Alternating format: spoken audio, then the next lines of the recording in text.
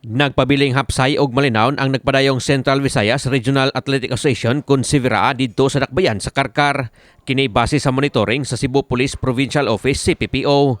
Matod sa Deputy Provincial Director for Operations sa CPPO nga si Police Lieutenant Colonel Mark Hefter Sukalit, wala pa siya nadawat nga mga insidente gikan sa ilang maabot 300 ka mga personel nga nagbantay sa usa ka semanang kalihukan.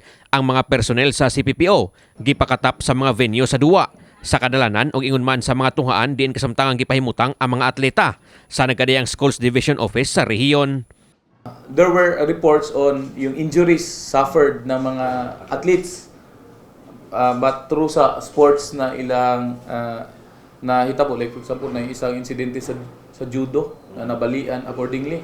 So the report was relayed to us, then was also noted, but nevertheless sa 300 personnel nato nga gideploy ma'am sa mga billeting areas, sa mga venues sa sports, pati sa mga contingents, kaluoy sa Ginoo, wala inahitabo, and we will continue deploying our personnel. And aside from that, sir, while we are I am speaking right now, having this conference, our red team, yung mga inspectors, are inspecting the different venues if nandun ba ang police. We have noted defects on the deployment, pero na-correct naman. And we directed one COP really to explain kung yung ganito yung deployment nila, kasi yun naman yung plano and so on. Subay sab sa nagpadayon nga Siviraa, mi arangkada ang delegates gikan sa Bayawan City Division ug sila ang naguna sa kasamtangang medal tally. As of 11 AM karong Miyerkules, gisundan ang Bayawan City sa mga atleta sa Cebu Province Division, Bohol Province, Mandawi City ug naa sa ikalima nga pwesto ang Cebu City Division. Sa pagkutlo ning balita, nagpadayon pa ang nagkadayang sports events dito sa Karkar. Samtang gibutyag ni Sukalit nga ila karong gipahimangnuan ang mga organizer sa kalihukan sa pagsiguro gyud nga malikayan ang mga away diha sa nagkadayang mga kompetisyon.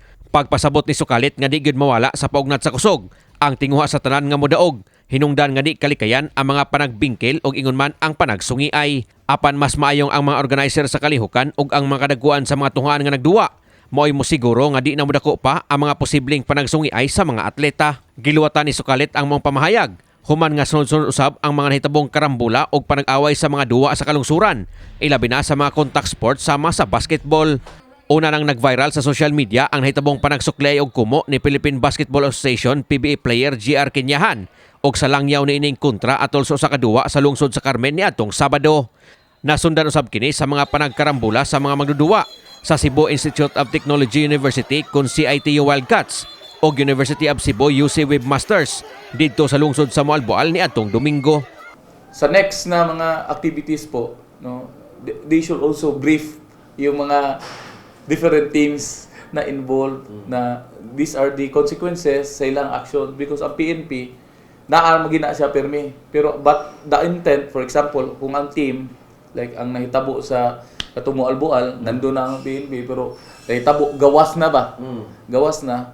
Especially if that involves schools. So the schools should also, inculcate kay ang amo ang bahin di gini rest assured nga naagi na ang inyong PNP sa mga venues, but di nato control ang outside na sa mga engagements ba, kay pwede man magkita na sila sa other places na wala diha ang police and so on and so forth.